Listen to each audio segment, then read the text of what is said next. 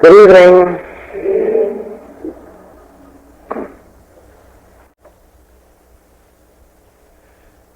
We live on two different planes of consciousness, and many of the conflicts that come into our experience come in because we live sometimes in on one plane and sometimes on another, and often these planes conflict with each other. And even when we live on the one plane, if we do not rightly understand it, we set up the conflicts within ourselves that result in what we call punishment to ourselves. On one plane, we are mental beings with bodies. That is, we are a mind and a body. And the body is governed by the mind.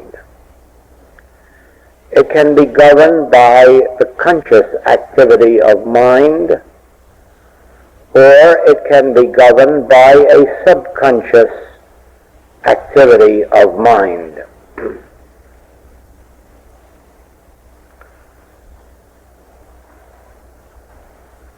You undoubtedly have noticed, since I've drawn your attention to the fact of these experiments that are being made with subliminal perception, that is, the broadcasting over television of advertising which you never see or hear. It is not aimed at your conscious mind, it is aimed at the subconscious, and you do not have to see it or hear it. You have no knowledge that it's even taking place. And yet, if you're not alert, you will obey it. In the first experiments,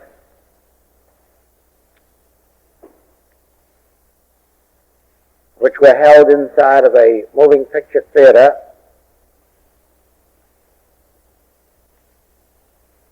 the people were told to go downstairs and buy popcorn and Coca-Cola. Made no difference whether they wanted it or not. They had to go and buy it, and they did. They gave their good money for something they didn't want, had no use for, and wouldn't otherwise have bought. But the action on their mind was so strong, even though they didn't know it was there, that they had to obey it. Now, they have been continuing these experiments. The last one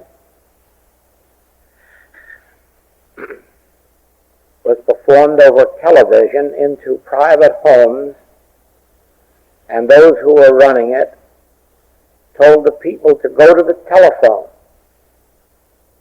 Now, of course, they had no reason to go. The bell wasn't ringing, and they had no message because they were watching a television show. And they haven't yet published the results of how many did go to the telephone, for no reason at all except that they had been directed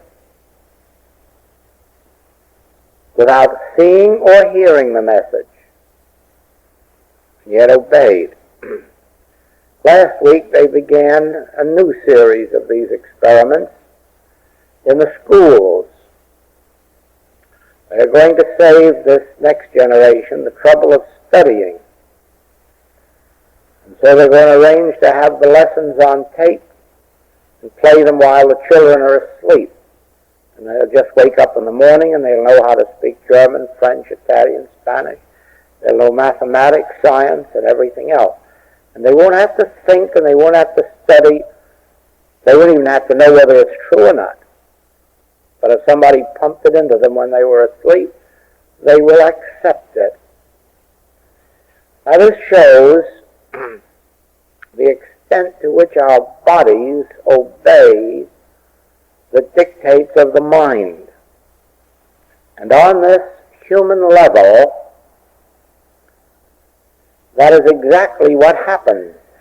The body is subject to the mind. Now,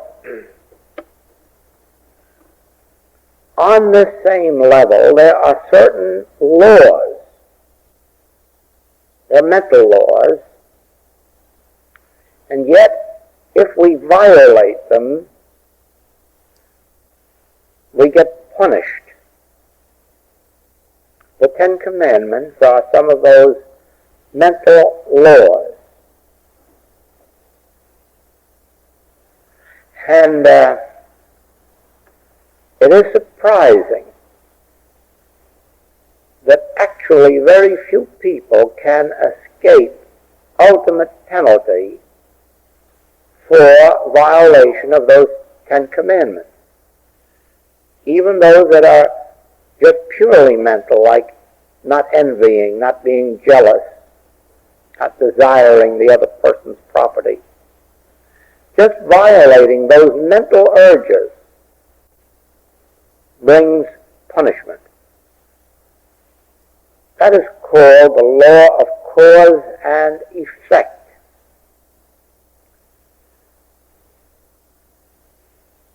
There are things that people in the South Seas, in the South Sea Islands, can do with freedom and joy and happiness and peace,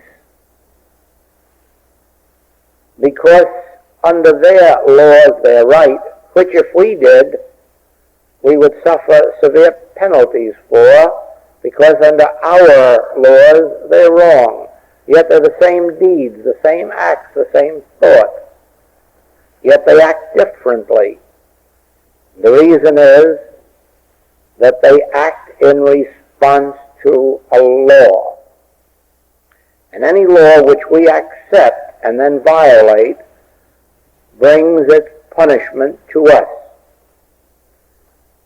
That is why the Master gave us what we now know to be cosmic law, which the Hindus call karma. The law of cause and effect. As ye sow, so shall ye reap. As ye do to others, so will it be done unto you. All of this is because we as humans live on a mental plane, and even the body is subject unto this mental control. Now, there is another plane of consciousness, and Jesus spoke of this one in several different ways. For one thing, he spoke of it by saying that this kingdom, my kingdom, is not of this world, that mental and physical world. He also said, my peace give I unto you, not as the world giveth. Not as the world giveth. There's a different type of peace than can be known with a mind or body. And that was the my peace that belonged to this kingdom, which is not of this world. It's an entirely different realm of consciousness. And in that higher consciousness, there are no laws. There is no cause and no effect. There is only being. There is neither good nor evil, up nor down. There is just being. Strangely enough,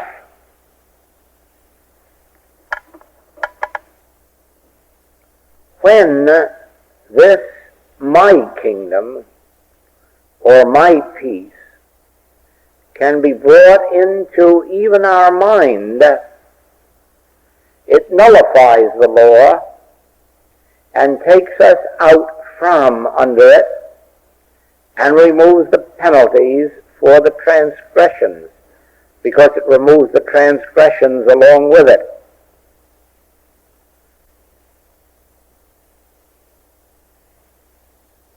Every illness in the world comes to us as a result of the violation of some law on the human plane, mental or physical. If there were no violation of a law, there would be no discord, no disease, no sin. There's always a law of some kind being violated, like sitting in a draft and catching cold, getting the feet wet and catching cold, getting a germ and getting a disease. These are mental laws which have been laid down, and like subliminal perception, you don't even have to know there is such a law, and yet you come under it.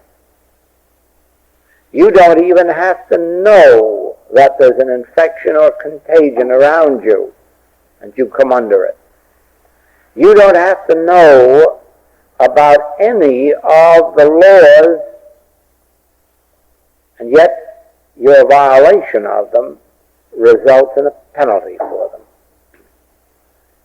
Now,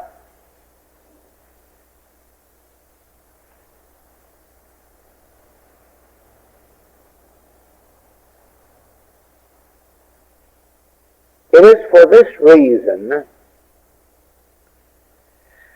that churches make the appeal that they do for people to obey the Ten Commandments, so as not to bring on themselves punishment for the infraction of law. And you might believe by that if you were obedient to the Ten Commandments, that you would never suffer. That is not so, because those are only 10 commandments that you know about, but there are a million others that aren't written, that you know nothing about, yet when you violate them, the penalty is yours. A newly born child may know nothing of the law of getting in drafts, but if it gets in a draft, it's apt to catch cold. It is not violating the law consciously. It is not stealing, lying, defrauding, cheating, envying, committing theft, adultery, murder, but it pays all the penalties as if it were. Because you do not have to know that there is a law, and you do not have to know that you are violating it in order to come under its penalty. All of the error of this human world is just as invisible and universal as the subliminal perception, and operates in the same manner. It operates without your conscious awareness of it. Now that makes victims of everybody on the face of the globe. And as a matter of fact, everybody born into this world is a victim of all of these hidden laws and hidden beliefs. You here, of course, know how the activity of the good kahuna and the bad kahuna works. And you know that it works primarily because the individual has been made aware of the penalty of this kahunaism and lives in fear of it, and then comes under the law and suffers from it. Now that is not common to Hawaii. That exists in other places. The Aborigines of Australia have the same thing, only they call it witchcraft and black magic. And whereas the kahuna here might do it with a piece of fingernail or a hair, the black magic witch of the Aborigines does it by pointing.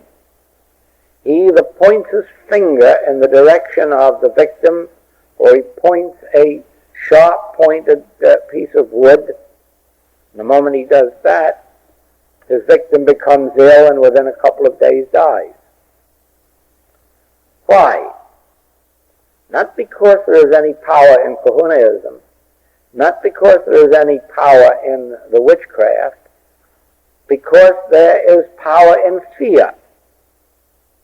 There is power in the fear of mind, or there is power in the fear of matter.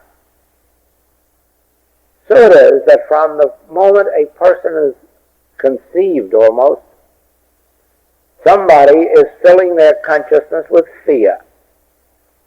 And then the very moment that anything happens out in this world, their own fear makes them a victim of it.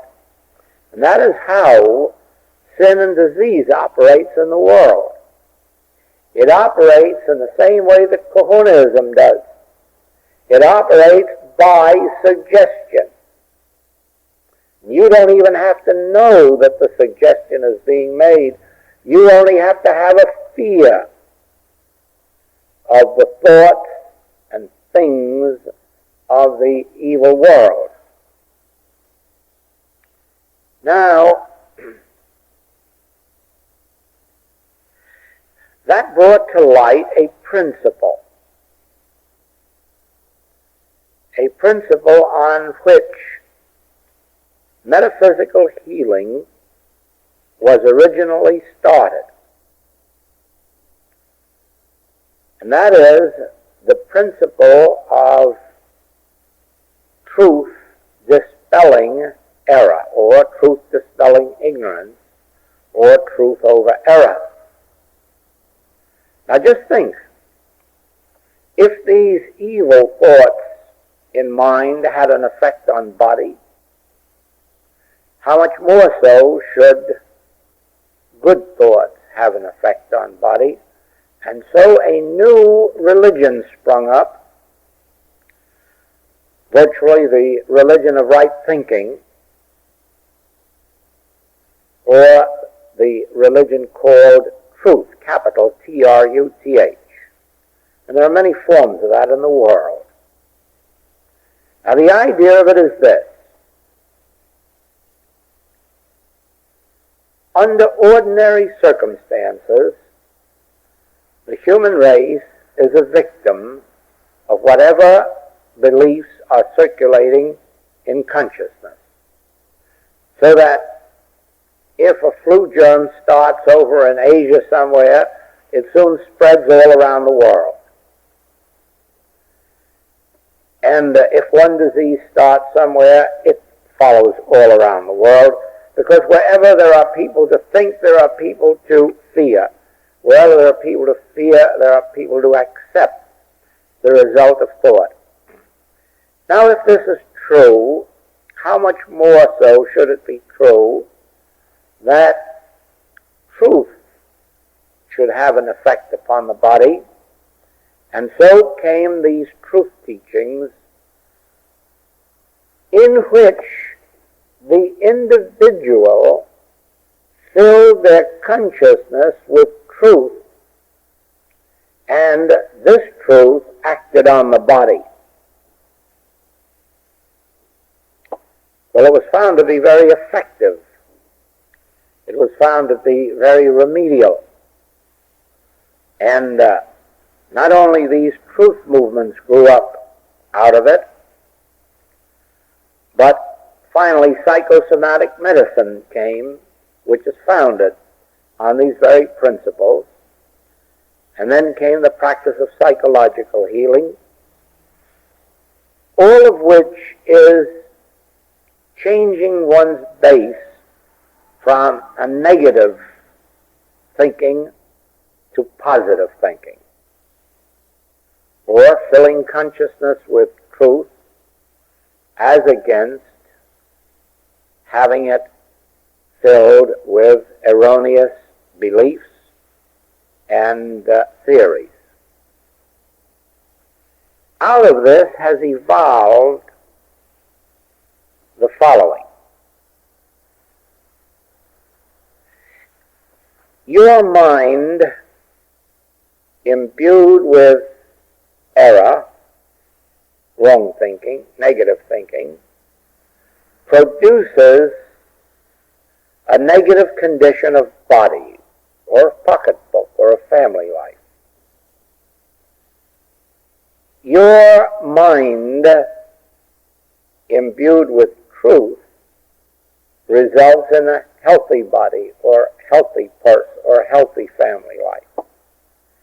In other words, it is a question now of decision, whether one is going to wake up in the morning and accept every thought or any thought that comes to them, or whether they are going to take a positive stand to reject the negative and accept only the positive. Now,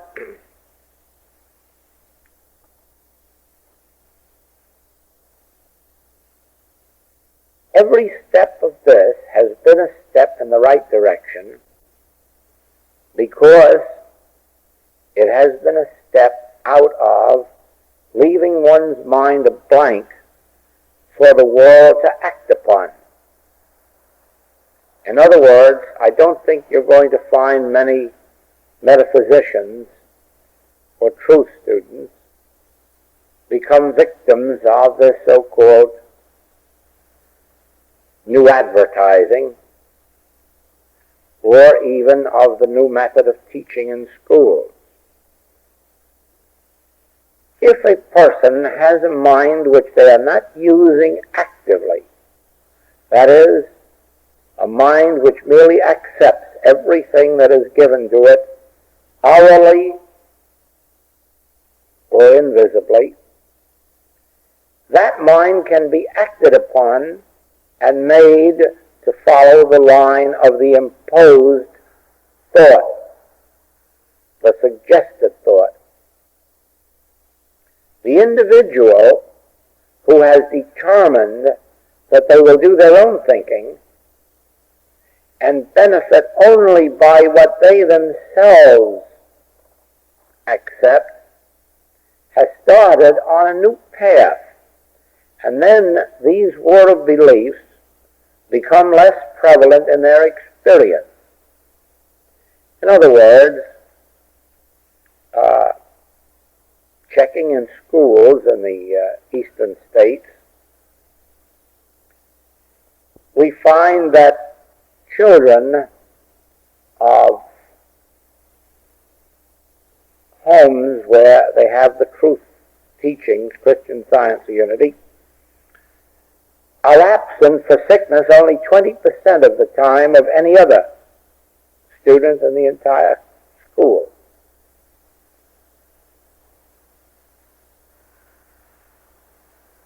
In every way you find that these people, regardless of which truth teaching they take, are less victims of this universal mesmerism than the world itself, and are less affected by the conditions of the world. And so it is for this reason that everyone has to, in the first stages of their study, everyone has to awaken in the morning and take hold of their own mind. That is, begin to realize that nothing can enter my mind from without, but that my mind is an instrument through which I function, not through which the world functions, not through which you function, not through which somebody else functions, but my mind is an instrument through which I function. My mind is an instrument given to me just as my body is given to me.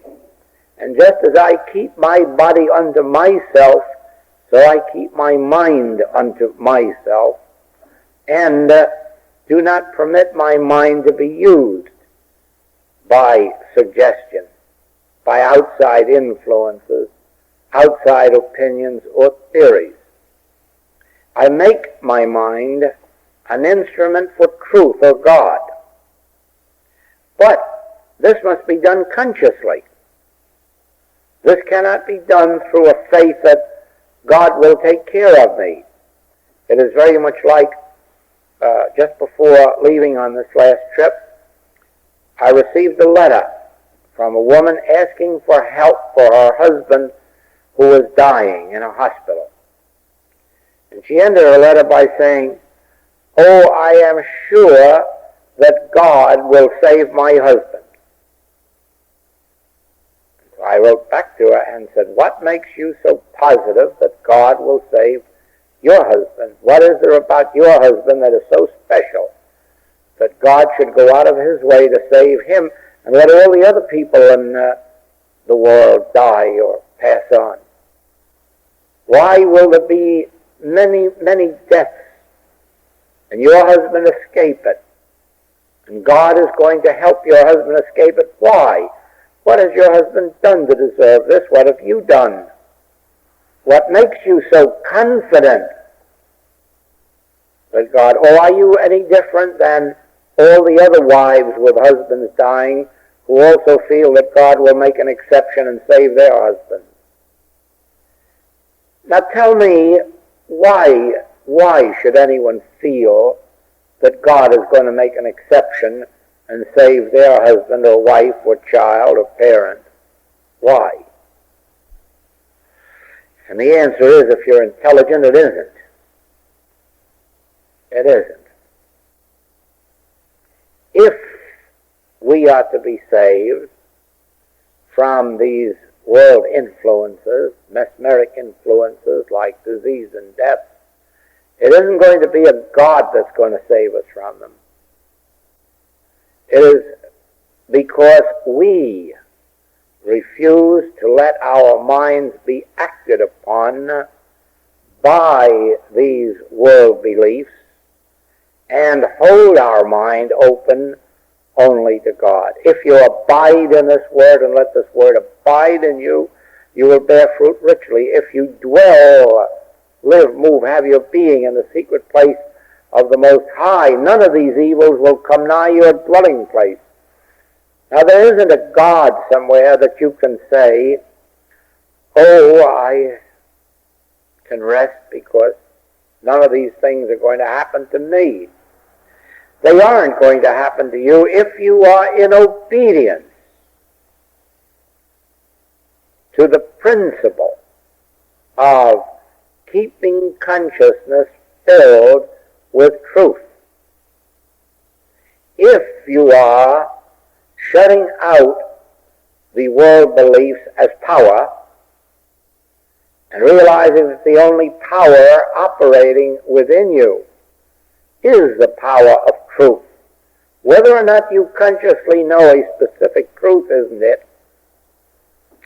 But whether or not you know that truth operating in consciousness is power and that nothing else is.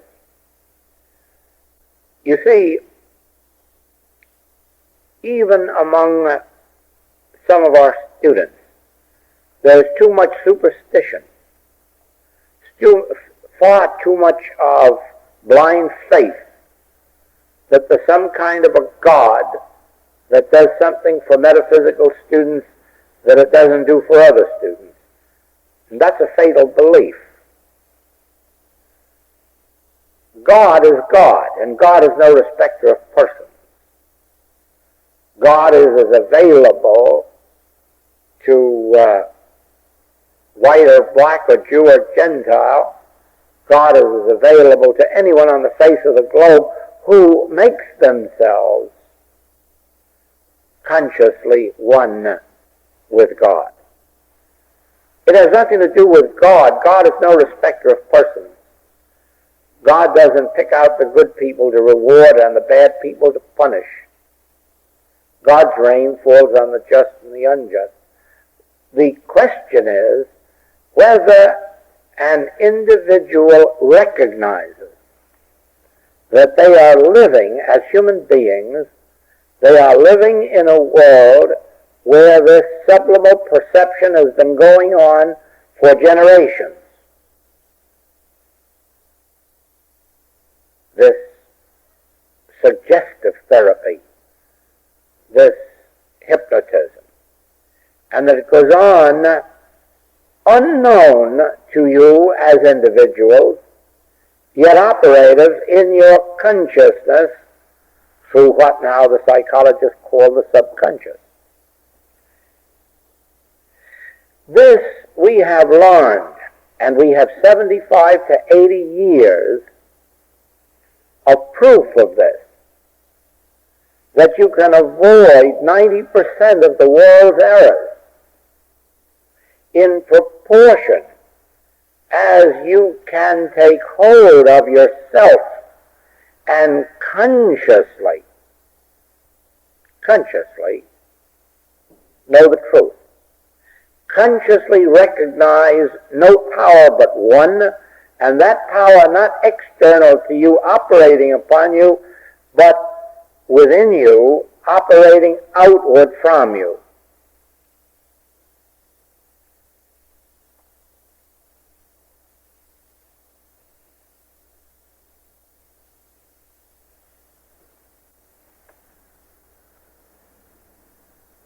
This room, at this very minute, is filled with all of the error that exists anywhere in the world. This room, at this very moment, is filled with the atmosphere of death, disease, accident, sin, false appetite. It's not only flowing in from radios, televisions, it's flowing in just through the world consciousness. Now then, not knowing this, one may become a victim of it in one form or another. Knowing it, one may protect themselves.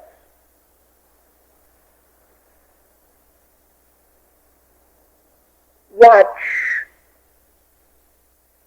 what happens in your experience when you learn to awaken in the morning and absolutely bar from yourselves the possibility of the world thought entering you and operating in your experience.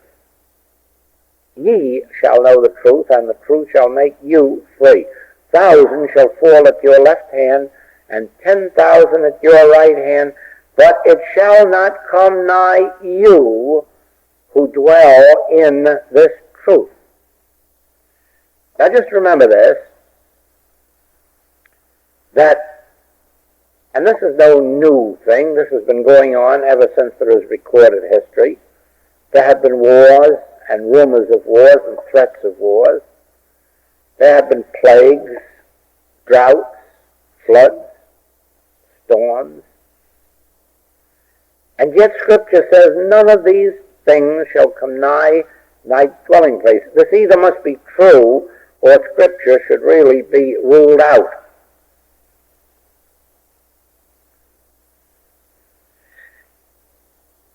But it is true, and it has been proven true these last 75 to 80 years, that anyone who is willing to go to the trouble of giving a few minutes of their time every day to the recognition that these world thoughts exist but not as power, and that they can find no entrance into my consciousness, since my consciousness is truth itself expressing itself, and that all power flows out from within me to this world, the power of good or God, and that none of these human theories, beliefs, laws,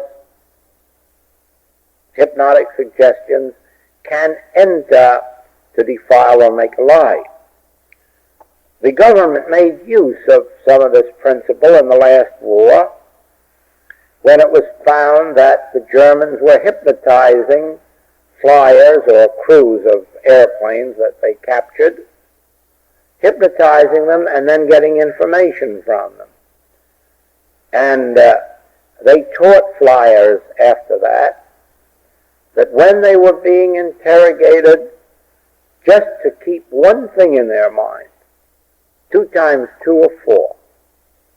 2 times 2 are 4. And regardless of what is asked of you or what suggestion is made to you, keep in mind that 2 times 2 are 4, and you cannot be hypnotized. As long as you have a truth in your consciousness, you cannot be made to accept a lie. And hypnotism is not truth. Now,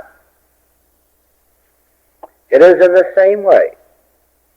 If you learn to abide in spiritual truth and learn to apply it to every experience of daily living, you will nullify the negative thoughts and things that come at the world through this universal mesmerism that's operating.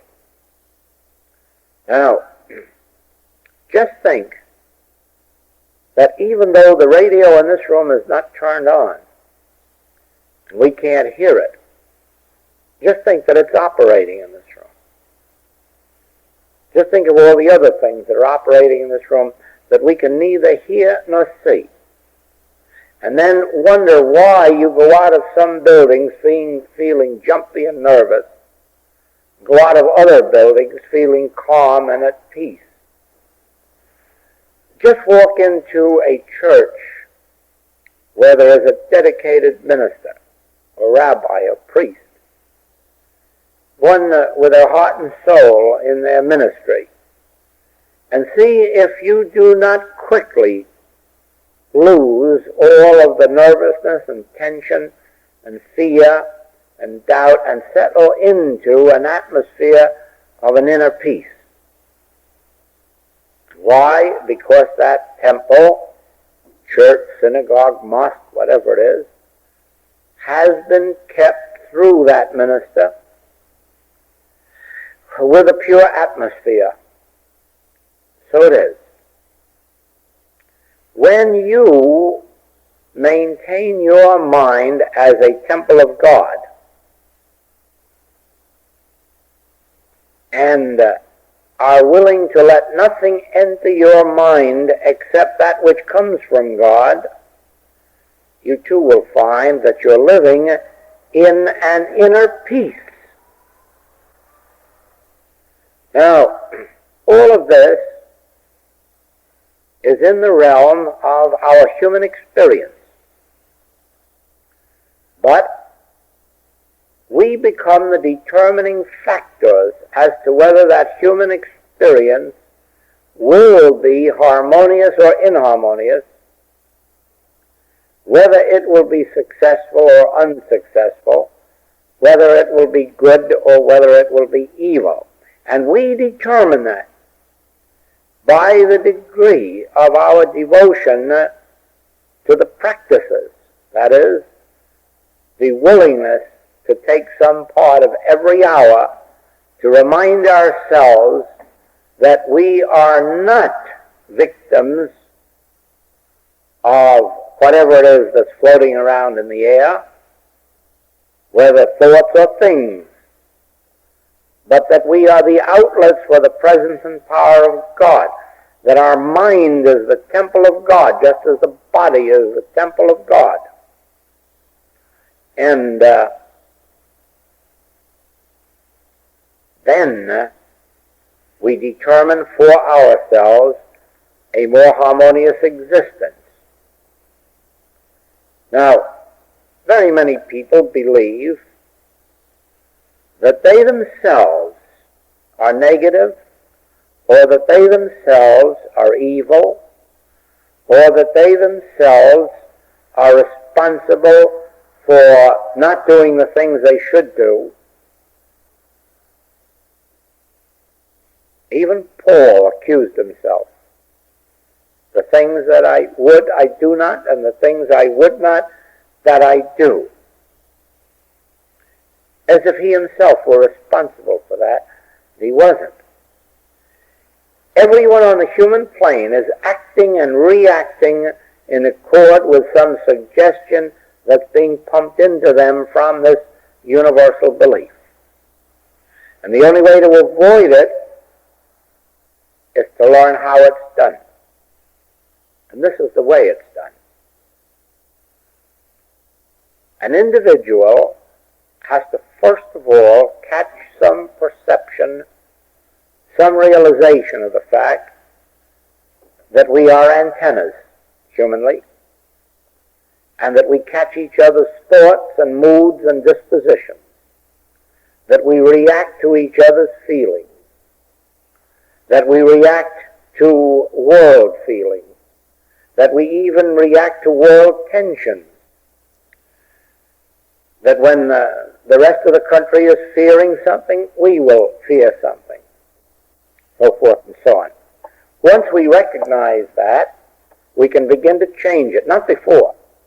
If a person cannot become convinced that there are unseen forces governing their human experience, they of course will not waste 5 minutes' time trying to avoid it. But once you become convinced that there are many things you do that you would not do, and that you don't do really because of you wanting to, once you become convinced that you think certain thoughts which are not your nature, they must have been imposed upon you from outside, because they don't correspond to what your own nature and character is, then you begin to perceive that out here is this universal mesmerism. And then you'll be willing to separate yourself from it. And there is one way. And that one way is when you begin consciously to realize that this universal mesmerism is not a power that can enter my consciousness. It only acts as a power in my ignorance of it. But now that I know it's there, I no longer respond to it.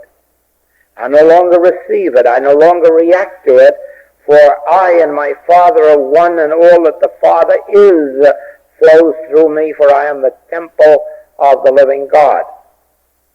Now watch that change when you make yourself consciously one with God, when you open yourself and make yourself a state of receptivity to anything and everything that flows from the kingdom of God within, and shut yourself off consciously from the world's mesmeric influence. You see,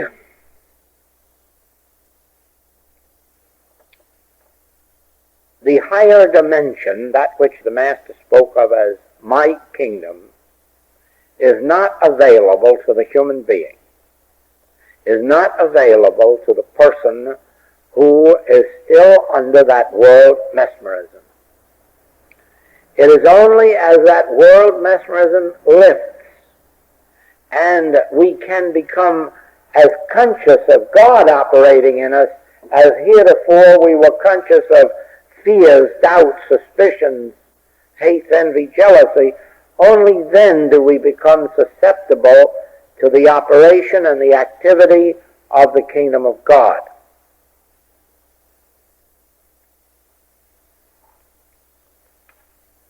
Those who know this truth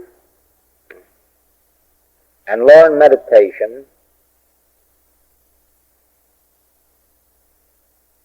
are in a position, having nullified from their experience the operation and activity of this universal hypnotism, they now are able to sit back and say, "Speak, Lord, thy servant heareth," and gradually to develop an inner awareness or contact, and the still small voice then becomes the bread, the wine, the water, the life of individual being.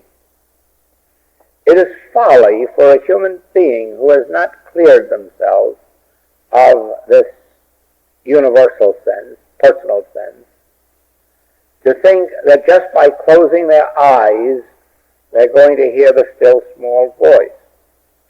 It is folly for the person who is still indulging hate, envy, jealousy, malice, all these things, to believe that they can sit down and close their eyes and immediately God will be on the scene to protect them. It isn't so. It isn't so. The things of God are foolishness with man, the things of man are foolishness with God, and the two really never come together until man has separated himself from the very influences that originally separated him from God. We are only separated from God for one reason. The mind came in between to fill itself with our personal thoughts or world thoughts, selfish thoughts. And since this is true, the God thoughts can't get through. If they did, we wouldn't hear them, because they're usually telling us to do something unselfish, something foreign to our human nature, and we wouldn't hear it if it spoke. So I say this to you. Don't be like this woman who just blindly believes God is going to save her husband, not all the rest of the people's husbands, just hers. Don't believe that. We can be saved, and we can save each other.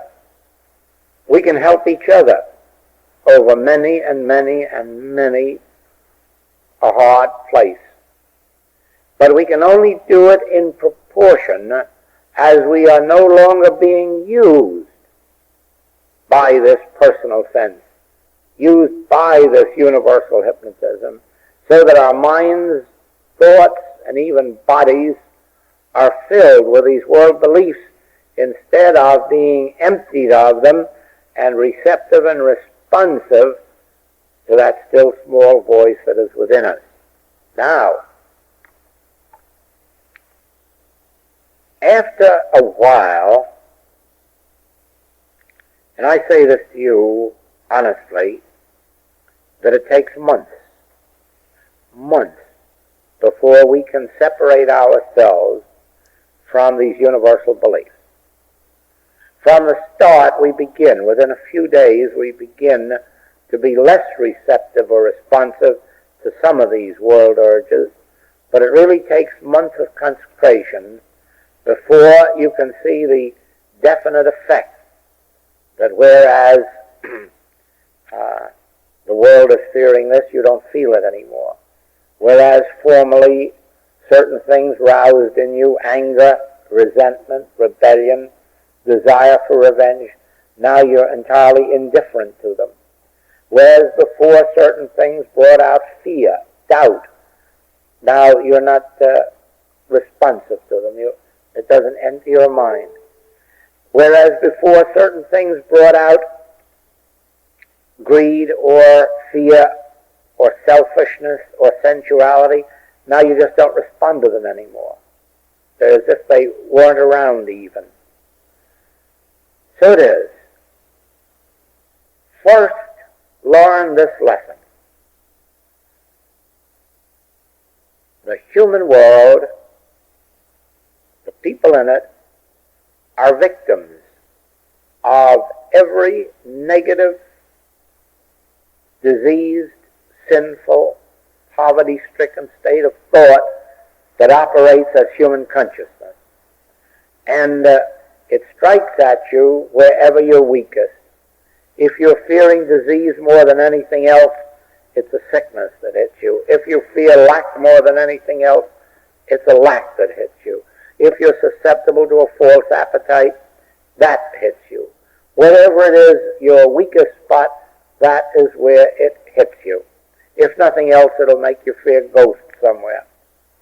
Now, part of our work as students is to obey the Master's injunction to come out from among them and be separate. And remember this, he didn't pray that we be taken out of the world, that we be left in the world, but not of it. You'll know when that's happening in your experience, when you are responding less to the world's impulses, to the world's fears, the world's doubts, the world's sins, the world's lacks, the world's diseases. When you have more and more immunity, when you go through life less and less aware that those things are going around, or if you're aware of them, they make no impression on you, then is when you know that you are being freed from world mesmerism and are now in the world, but not of it. Now you're of the kingdom of God. Now the still small voice can take over and direct you, lead you into green pastures beside the still waters. Now the inner spiritual impulse can do those things for you which Scripture promises, can go before you to make the crooked places straight. But you yourself must be freed of the hypnotism of this world. No one can do that for you but you. When you ask for help of a practitioner, the practitioner does it for you on that particular subject at that particular minute. But you yourself are ready. As Jesus said, sometimes you get rid of one error only to make room for 7 more to enter. And so it is that a practitioner may nullify some form of error for you, break some form of hypnotism for you, and allow you to have 7 worse ones come at you. Why? Because you have not freed yourself from the invisible influence that exists as universal hypnotism. Now, don't make the mistake of fearing this invisible influence, for it isn't a power except to those who either are ignorant of it or who give it power. It isn't a power once you realize its nature. Then it is as if you were a radio set and you could turn off any station you wanted. And so you can. At this stage of your experience, you can shut out from yourself world hypnotism. It'll take you a few months to really accomplish it, because you have to do it faithfully. You have to do it several times a day. You have to, first of all, give recognition when something says, I have a headache, to say, no, it isn't I who have the headache. That's that universal sense striking at me. Or I have a lack that I can't fill. No, it isn't I that has the lack, but I am accepting this universal sense, and so forth and so on. You know through the writings how it's done. I'm merely calling to your attention the fact that you will not only be in the world, but you'll be of it, until you break the hypnotic sense that makes you the victim for all of this silent thing that goes on. Now just think of a child who's going to learn arithmetic. without study, and goes to sleep at night. And the machine starts playing, and it tells him that 3 times 3 are 9, and 4 times 4 are 16, and 5 times 5 are 25. And he wakes up in the morning, and he has no knowledge of these things, but he says them and recites them. Think what's happened to that child. It's lost its mind. It's lost its thinking and reasoning capacity. It has only the ability now to let somebody pump something into it, and then they have to accept it because they were asleep and had no power to fight back with a conscious mind. Now, you know, that isn't knowledge. That isn't knowledge. No. There's no knowledge there. There is no knowledge without thought. There is no knowledge without reasoning. There is no knowledge without knowledge. But just to repeat what somebody drummed into you isn't. Can you imagine a generation of people walking around blah, blah, blah, blah, blah, and not even knowing that what they're saying is true? Merely knowing that that was what was pumped into them, and they're pumping it out. So it is. The human race is going around declaring things that are not true. The human race goes around believing the world is square, flat, for thousands of years believing it. And it isn't true at all.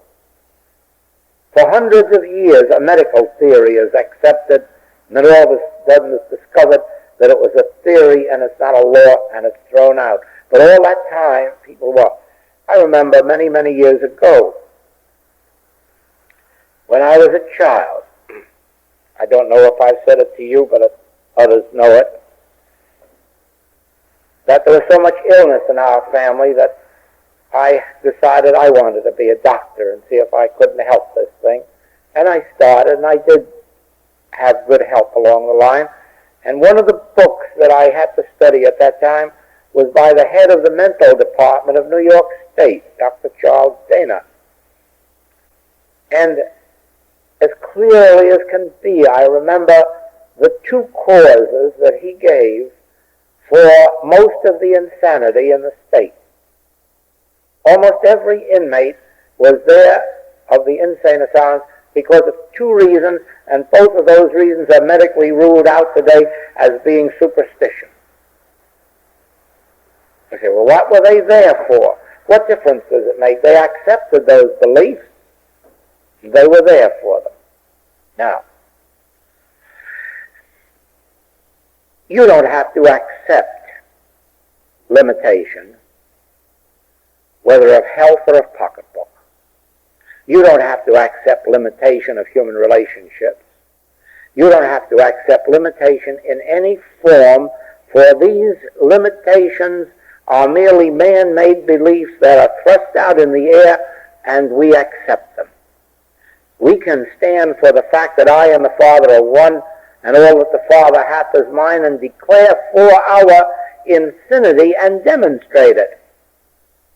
But demonstrate it only in proportion as we can realize that we were merely victimized, not by lack, but by a universal suggestion which we ignorantly accepted.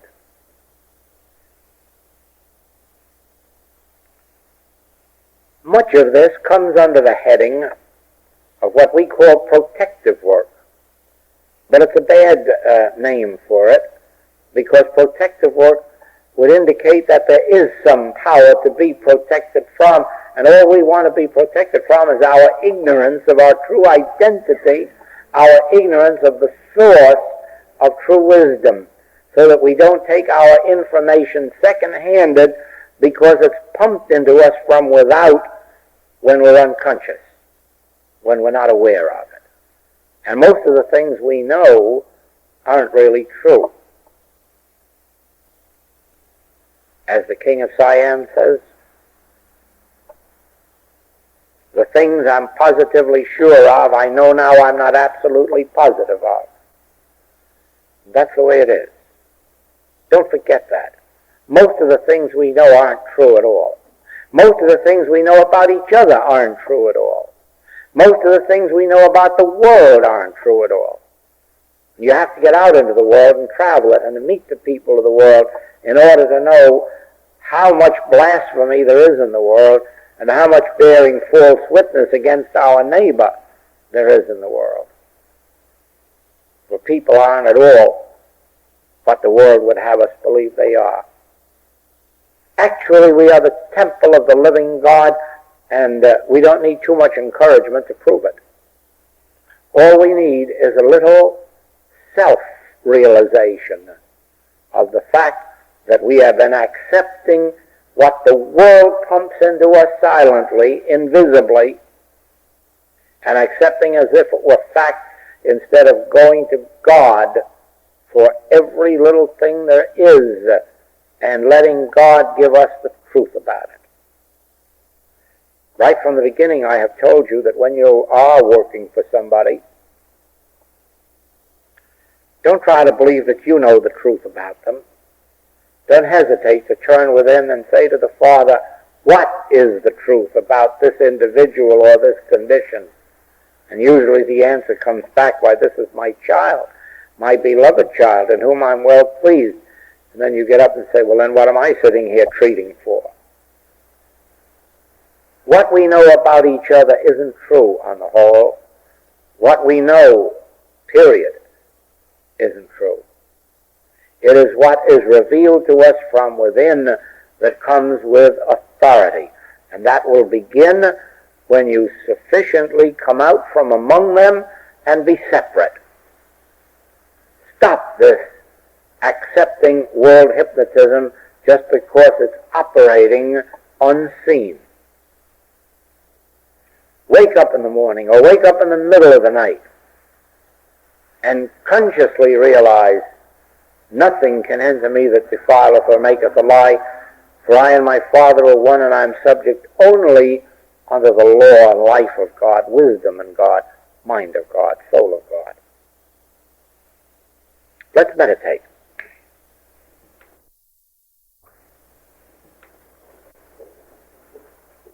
Here, I can see in the midst of each of you that word I, the word which you declare as I. And I can see that if you realize that this I is in the midst of you, and that from it comes to you your wisdom, your direction, your guidance, your protection, your sustenance, that as you turn only to it, that you will indeed be fed.